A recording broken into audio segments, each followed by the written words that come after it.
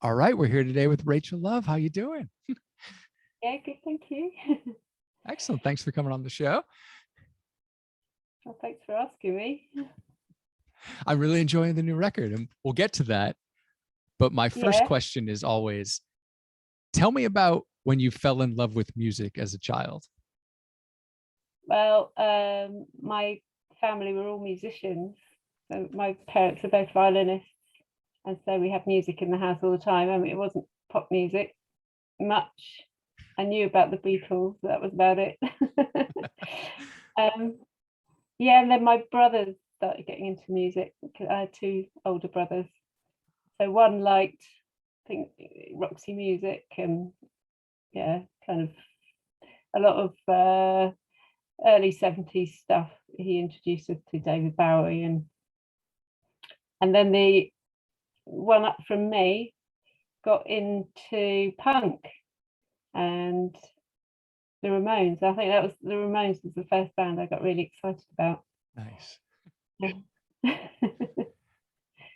So yeah, that's at 14 I started getting into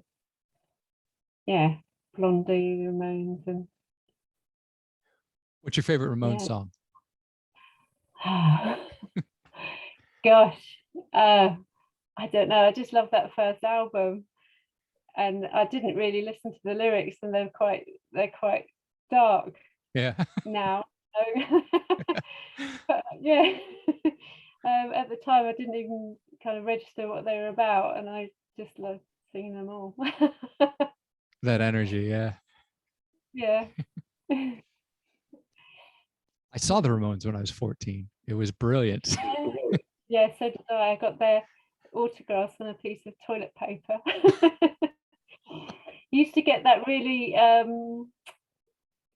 hard toilet paper, really nasty, but it's good for writing on. I've still got it. Really? It's lasted. Wow. Yeah. I stuck it in my diary. And Excellent. Where was that? that was Cambridge Corn Exchange. Okay. Yeah, all the big bands played there in Cambridge, and it used to be quite cheap to get in. So yeah, and there wasn't an age restriction. So yeah, we went along. They obviously weren't shelling out on toilet paper.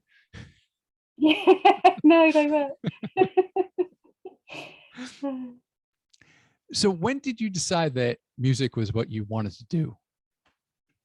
Was there a moment that inspired you particularly? Yeah, I think I definitely didn't want to do anything to do with music, and I was going down. I wanted to go to art school, but then when Debsy and Hester asked me to be in the band, then I really, really did want to do music. I hadn't even thought about being in a band before. But my brother was in a punk band called The Users, and so he set us up. He taught Hester a drum beat, and I could already play a bit of guitar, and so Desi played bass. We were the other way around to begin with. She loved Led Zeppelin. She wanted to be Jimmy Page. I didn't know that. Wow. But at the first rehearsal, first few rehearsals, we realised that actually I could play a few chords, and she was struggling, so she took up the bass. Yeah. Was guitar your first instrument, or did you pick up the No, strings? the cello was my first instrument, and I played piano as well. But I learnt from a book, just learnt some guitar chords, and gradually picked it up. So you played cello from quite a young age. Yeah, from the age of 8. Wow. My dad had 3 sisters who lived up the road, and they were all music teachers. So one taught me the piano, one taught me the cello, and the other one taught me music theory. That was my Nice. Saturday. Yeah, I didn't realize how lucky I was. Yeah, that sounds Yeah. great. I once went out with a cellist, and I'll never forget. She told me that she loved the cello, which was almost as big as her. I mean, Yeah. size wise. And I remember her saying she loved the cello because she could feel herself pulling the music out of it. which I thought was just a brilliant description because it's just such a large instrument. Yeah, no, I love my parents started teaching me the violin, and it's really hard. And then when my aunt got me to play the cello, immediately it was like, oh, this sounds lovely. I can make a nice sound on this. Not a squeak. When learning the guitar, the violin, just my brain I can't wrap my head around it. My grandfather always played the violin, but having started on guitar and tuning in fourths, when you switch it to having the strings be in fifths, I just it blows, boggles my mind. Yeah. But yeah, no, it was great that I had the cello, and then later on started using it in the band, later recordings. Because I'd left all that behind when we was playing the guitar, but it was nice to start incorporating it later. Nice.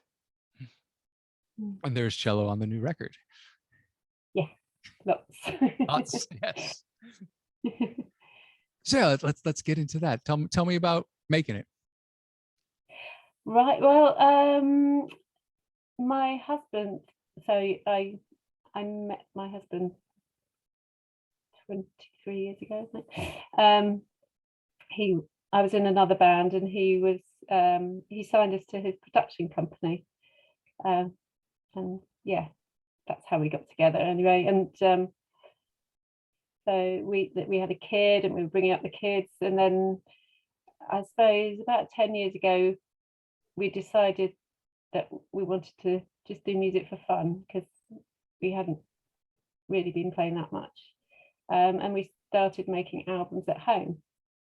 So over the years we've made 3 albums.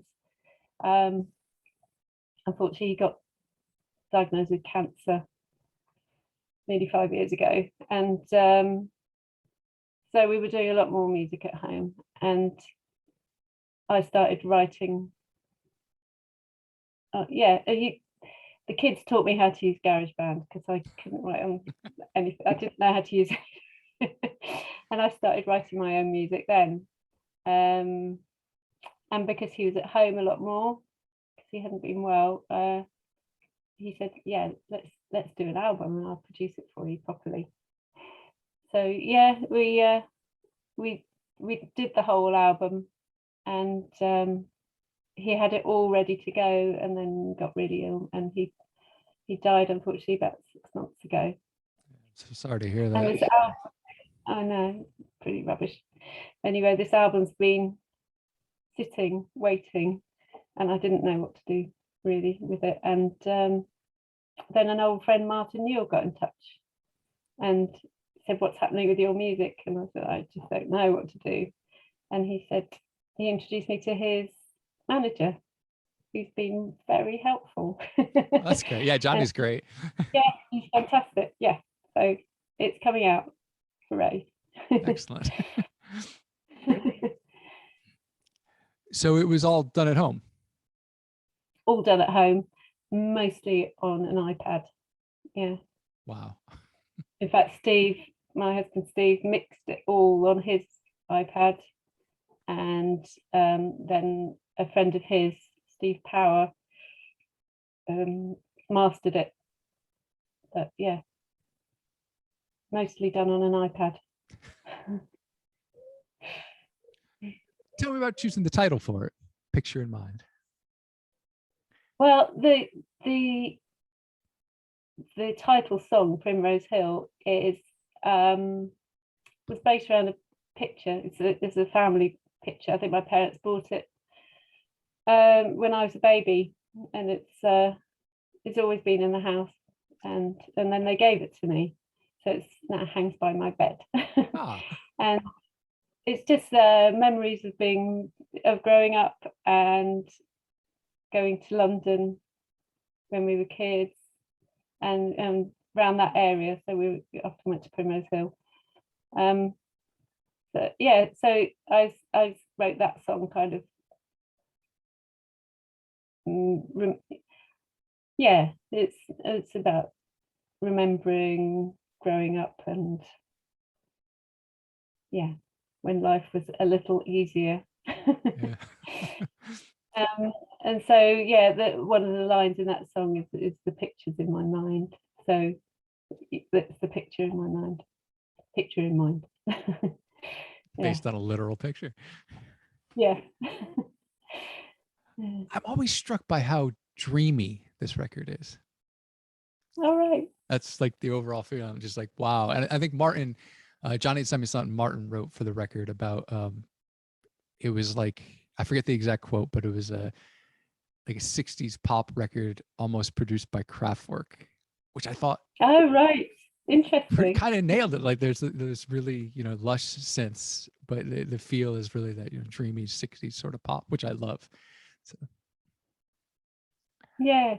Yeah. I love a lot of 60s music. We used to, in Dolly Mixture, we used to,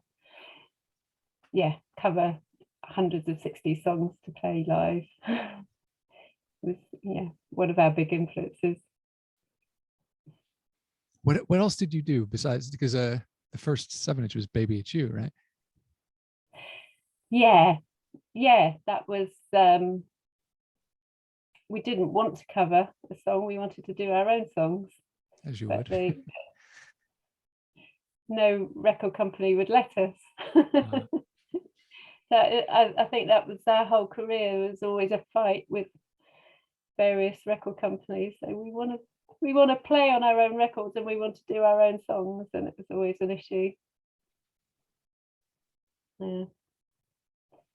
But yeah, we signed to Paul Weller's Respond label, and had 2 singles out that way through him, and then later on we signed to an independent distributor who we put out one more single and the double album of all our demos, everything we'd ever done we put on there. Yeah.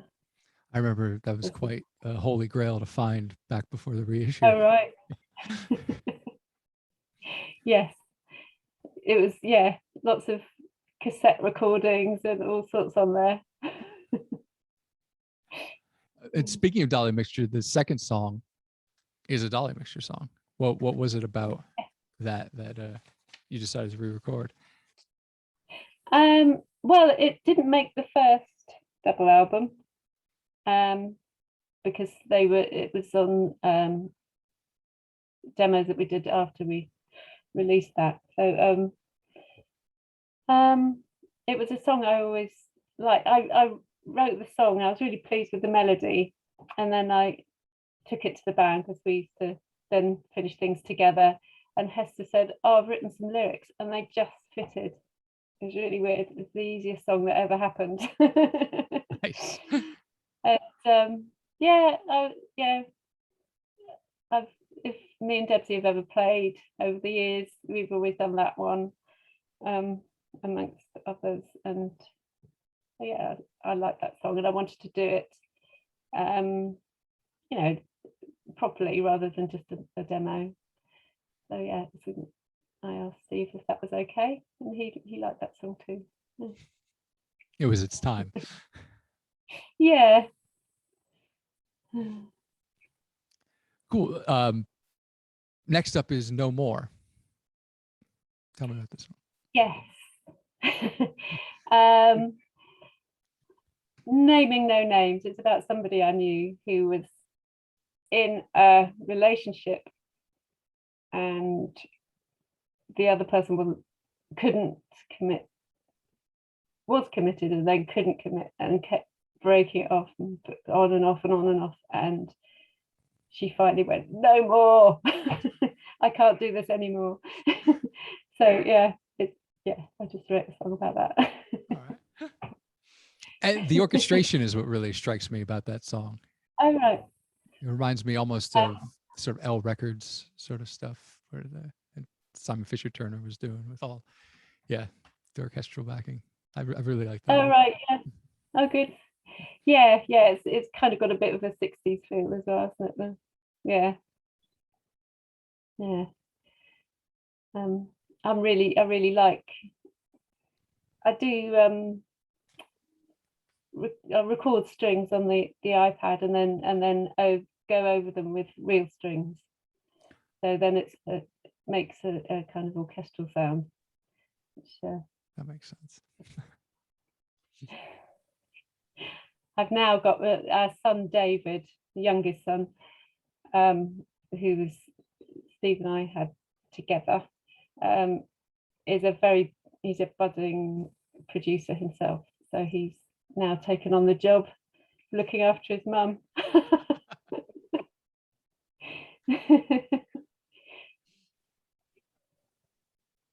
Speaking of production wise and the whole dreaminess of it, I was wondering what you've been listening to. Oh, right. Yeah, I love more, I suppose, dream poppy stuff. I like think his name. Melody's Echo Chamber I really like. And I like gentle things, Agnes Obel, Hannah Huckelberg, Pascal Pinnen. That is kind of really gentle, mostly kind of Scandinavian, Icelandic music, I guess. The Scandinavians really know how to do pop music. Yeah. Yeah, and I've always loved Stereolab. Nice. The next song is Dreaming. Dreaming. What can I say about it? I don't know. That is another. It's a kind of had that feel, that kind of dreamy feel.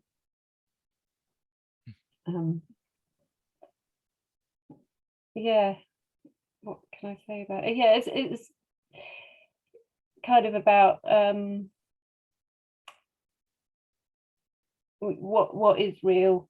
You know, you're faced in life with circumstances that are pretty rubbish, but is that what has to be real, or can you just make up your own?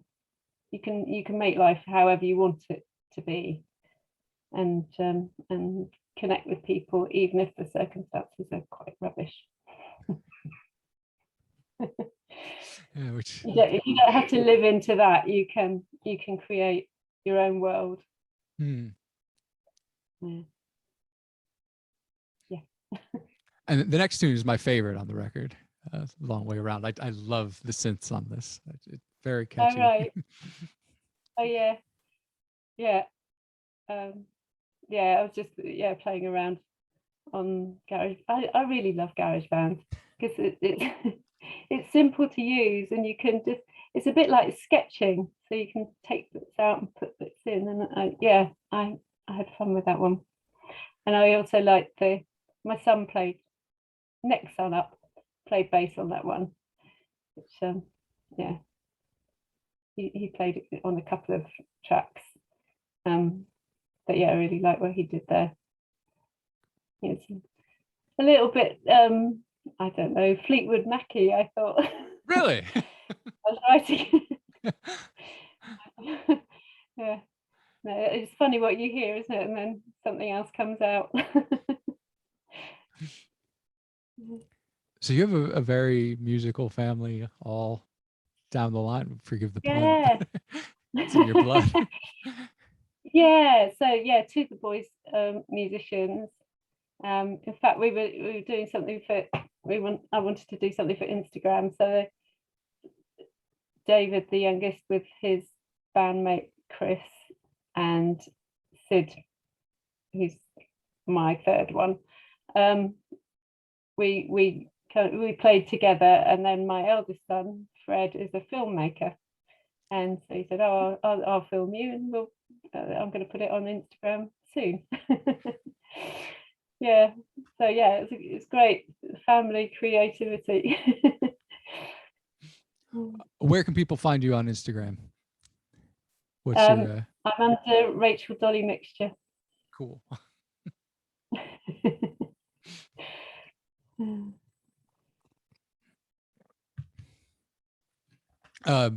Yeah, we'll just keep going through the songs. Borrowed Time. Borrowed Time. I woke up the morning after I don't know how much you know about politics in this country. It's been pretty grim recently. Yeah. I've been saying So we left. Yeah, the Conservatives got back in with Boris Johnson, and it was the morning after we left Europe, and I woke up and just felt so sad, because the whole thing had been about separation, really. Yeah, so it inspired. I called it cold morning at first, because it was freezing. Woke up and we'd left Europe and everything was looking very bleak. And so yeah, it's about that. It's about feeling separate. But there's a lot of good people in this world who are doing great things as well. So yeah, it's hopefully just a blip in our history. Hopefully, yeah. Yeah, I remember because I lived in London for so long. I have lots of British friends, and I'm off Facebook now, but when I was on, keeping in touch with all of them. And I remember just staying up all that night of the Brexit vote, just watching everybody. It was just heartbreaking. Unbelievable. And I think a lot of misinformation. And some people, it was, I imagine, a bit of a racist vote as well. But a lot of misinformation. People didn't know what they were voting for. I didn't really know what we were voting for, but I didn't want to leave Europe. Yeah. So the time period you were writing this album, when did you start? So it was, yeah, I suppose I started about a year and a half ago, and carried on through when we were locked down till last summer. Yeah, I finished it last summer. So yeah, it took about 8 months or something like that. Yeah. So lockdown was a creative time for you? Yeah. I found that to be the case as well. I mean, you're stuck at home and you have this time to create with it. And a lot of table tennis, because we set up our living room table just as a table tennis table, and because we had the 2 boys living with us. My daughter was working in a supermarket, still is, but she delivered all our shopping, so lots of beer and table tennis. Were you listening to Stereolab's Ping Pong?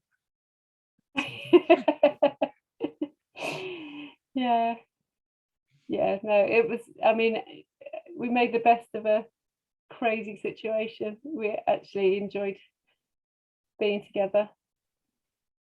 But yeah, we couldn't see much of my daughter and her children, which was sad.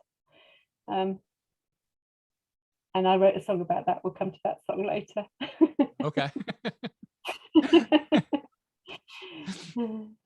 Well, next up is the instrumental, very wistful. Oh yeah.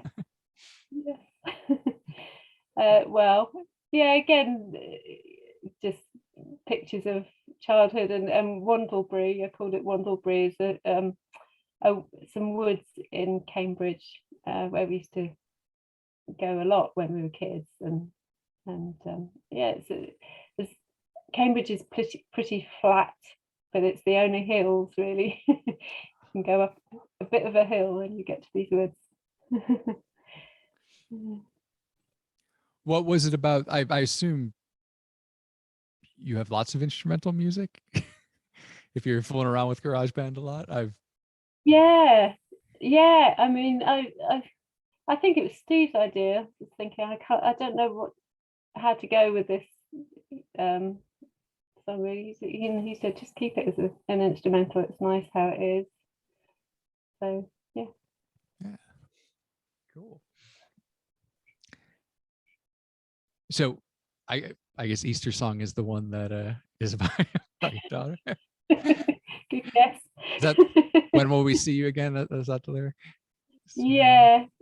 So yeah, I've got 3 grandchildren, and we could only Zoom each other.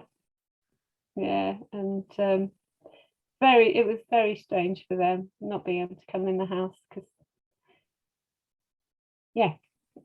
they only live in the next village, so they've been part of our lives all their lives.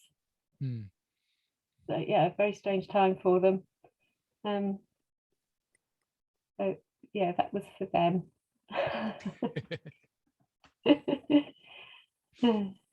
And that line will keep playing anyway. It's just the mad table tennis games we were playing. So are you quite good at table tennis now? I got a lot better, but I can't beat any of the others. I've had moments where it comes and then I lose it again. You should record a game on GarageBand. Or it might might be too many swear words.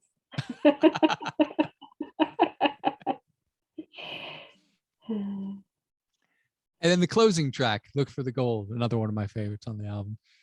Oh.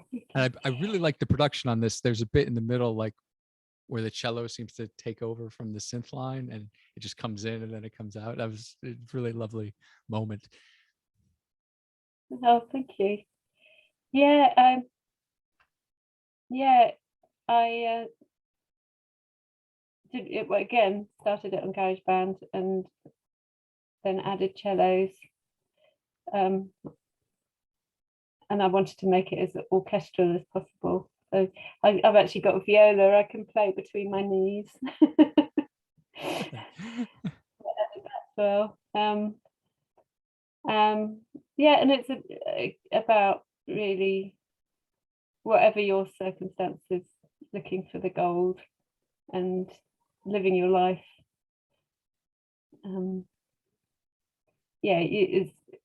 Most people go around complaining.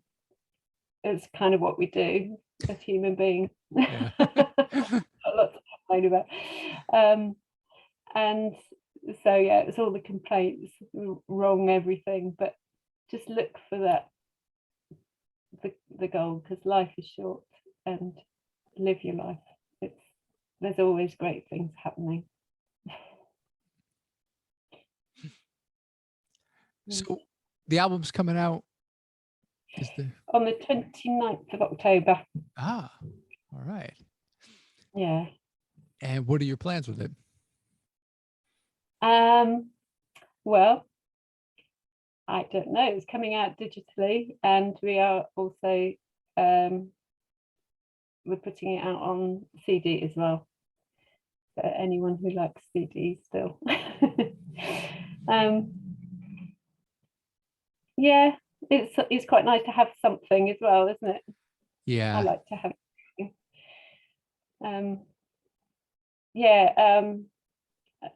originally we did want to do vinyl, but it depends if people want it. Really, it would be nice to have it in vinyl. All the pressing plants are backed up though, right? Like, are they? Months and months and months. Yeah, because I think everybody wanted to put out vinyl for the records they made over the pandemic. Yeah, probably. Yeah. We were lucky. We just got in there with the Dolly Mixture ones. I think it was just before lockdown. I can't remember. I think it was just before lockdown. We had some more pressed. What are your thoughts on Dolly Mixture, looking back on it from now? Well, it's a major part of my life, and we're still really good friends, me and the girls. I guess it informed my life. We had some really good times, and amazing that we had that opportunity. It's not so easy these days. We could just pack packing school and be in a band. Sounds brilliant. Yeah, we met all sorts of people and toured with lots of people, and I don't think it's quite so easy these days. So yeah, we were very lucky. What are your favorite songs? I like listening to the album because it goes through the journey of Dolly Mixture, early songwriting, but I do like the later songs. I think we got better at writing. So I like that. Really like the last demos, and also songs like Whistling in the Dark and my brain. Can't think of the name of the song. Hang on, hang on 2 seconds.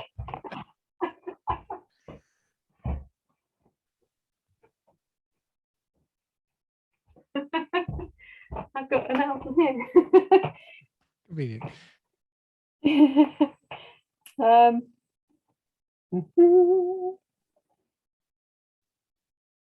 Where is it? Wave Away.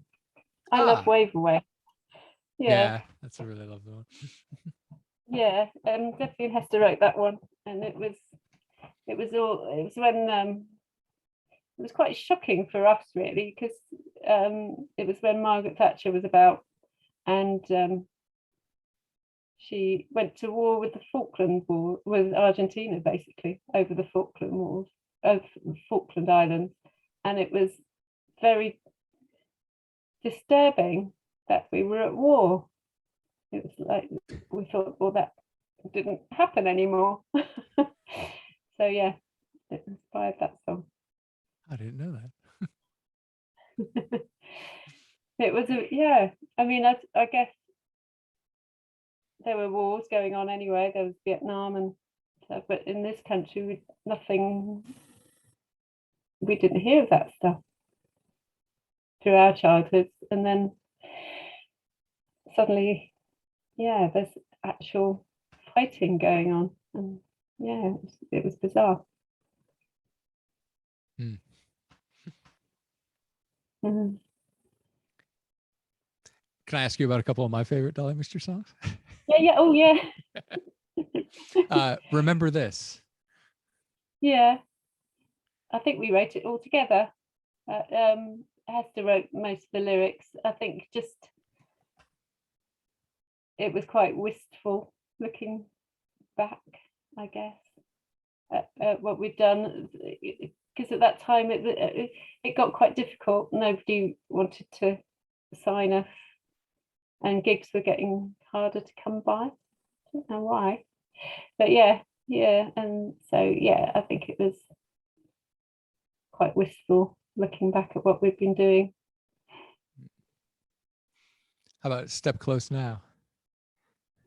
Yeah, that's a Debsy song. Debsy's lyrics. I'm not sure what it's about.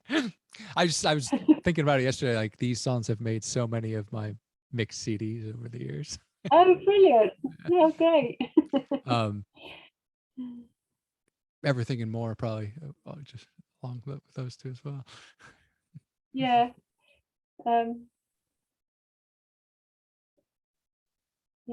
That again, we were feeling like we want to get on with this band and do well, and it's like more frustration. We used to sit in Hester's bedroom writing lyrics and writing songs together. We get ideas and bring them to the rehearsal, and we'd get quite down, and then one day we thought we had enough of feeling down, and we wrote The Grass Is Greener. Yes, let's not feel down anymore. So are you going to do any gigs for the new record? Well, I would like to. It's logistically quite tricky at the moment, Yeah. gig wise. I'm hoping my boys might join in, and we might play. I haven't asked them yet. But yeah, no, I'd really be up for that if and when we can. Oh, cool.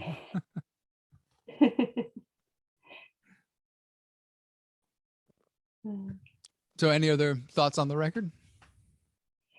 I'm just really, really proud of it. Yeah, the only well, it's the only album I've ever made on my own, and having Steve's input is very special. So yeah, it's just very special to me, and I just hope everyone else likes it too. Nice. Well, thank you so much for coming on the show. Oh, pleasure. Thank you so much for asking me.